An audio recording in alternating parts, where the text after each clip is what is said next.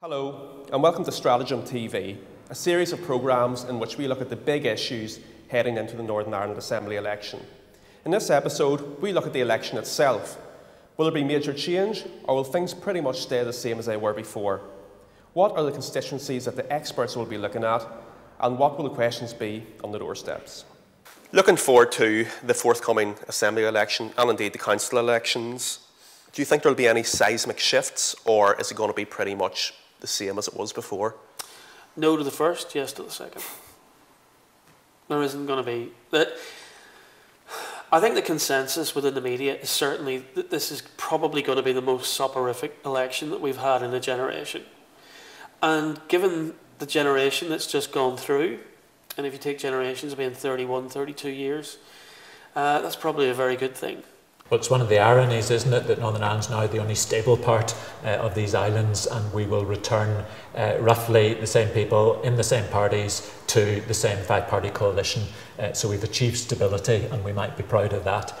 But of course, there are particular constituencies and the particular parties where we want to see, can they hold up their vote, can they increase it, and can someone pip someone to the post in these fascinating six-seater contests across our 18 constituencies?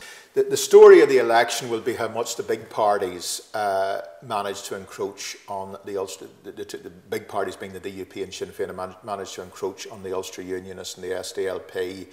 My guess is probably not that much because, particularly in the case of the Ulster Unionists, they have a lot of last seats and it's hard to bounce somebody out of a last seat. It's hard for a big party to completely monopolise. I suppose from the Assembly elections point of view, it's not one but two elections. There's a nationalist election and a unionist election.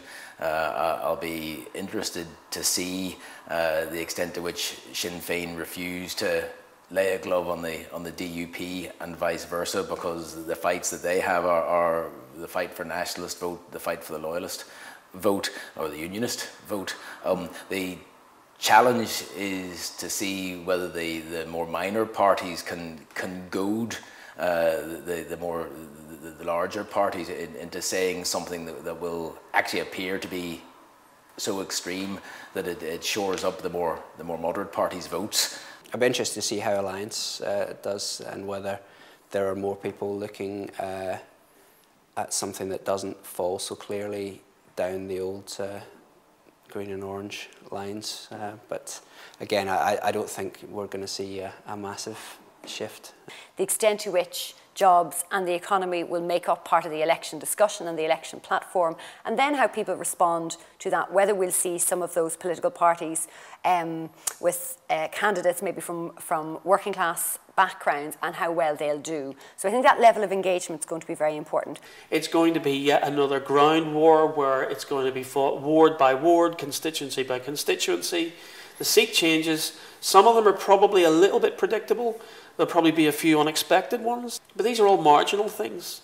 And I think we'll probably make more of the turnout figures than the actual seat swaps. It's quite conceivable that some parties might get fewer votes and actually get more seats. And are there any particular constituencies that you will be focusing on in terms of your attention over the election period?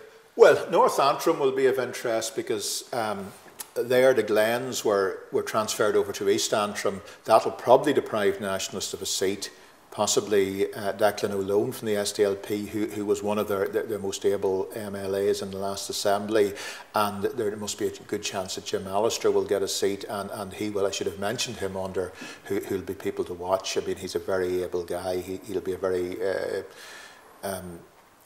a very frightening opposition force, I think, even if there's just him on the floor, because he's got such a sharp mind. In Strangford, can the DUP hold on to their 4 seats? Possibly not. In Lagan Valley with boundary changes, and in South Down with boundary changes, will there be an impact? Can the DUP win any more seats, or is 36 their high level mark? Possibly it is. It is actually very hard for them to go up, just as on the other hand, it's actually quite hard for the UUP to go down significantly, because if you have one member in a 6-seater constituency, you only need 14% of the vote to hold on to that. I think Fermanagh is going to be interesting. What's the rollout from last year's Westminster election, where the SDLP decided to take the field and flatlined. Will that continue? What's the state of play going to be between the Ulster Unionists, where the party leader comes from, and the DUP? Where else? East Belfast, again, Alliance will be hoping for a second seat. Whose expense could it be at? Could Dawn Purvis be in danger? That'll be something of interest. West Tyrone, there was somewhere that the SDLP were unlucky. The DUP were very lucky. Will the DUP's luck hold this time? It was bad vote management by the SDLP. I think Foyle is going to be very interesting. There's Eamon McCann in the middle of the mix. But there's also really a titanic struggle going on in that city for the heart and soul of nationalism. Has the SDLP strategy of the last 5 to 6 years of renewal worked through from council and up into the assembly elections? So, and I think the council, particularly Derry City Council, will be particularly interesting on that score. The whole issue of who becomes First Minister has been a contentious issue in recent weeks. Do you believe it is actually a big issue? Not at all. That's not what I'm hearing on the streets, and arithmetically it's not going to change. Our predictions are that Peter Robinson will be returned as First Minister, Martin McGuinness as Deputy First Minister, and the other parties in slightly different numbers. So let's get over that excitement and let's get on with building a functioning institution and political structures here. Looking at the rather complicated DeHunt process and the way that ministers are chosen through that, are there any particular outcomes from that process that you would be interested in seeing this time round in terms of who gets to be the ministers? I suppose what's interesting is that in the past both Sinn Féin and the DUP have been active to rotate who sits in the various ministries which they appoint.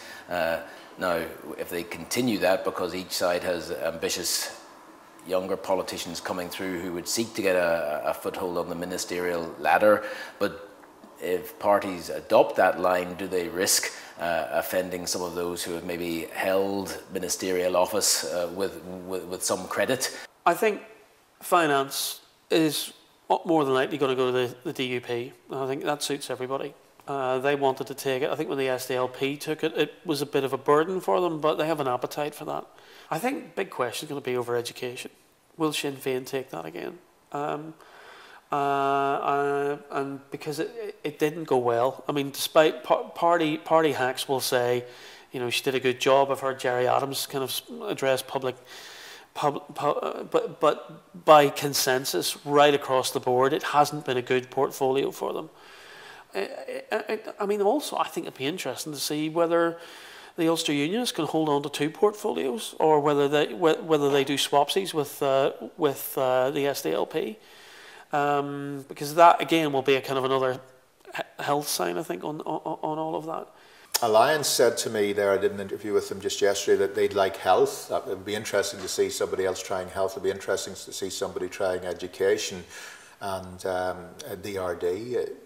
But I don't know, it's impossible to tell which party will get it or who would be the minister. One of the interesting features of the DeHunt process, whilst it is cumbersome and it protects against majority abuses of minorities, it also creates a necessary change. So we will see all our ministers change seats other than First and Deputy First and the Justice Ministry in Alliance's hands for another year.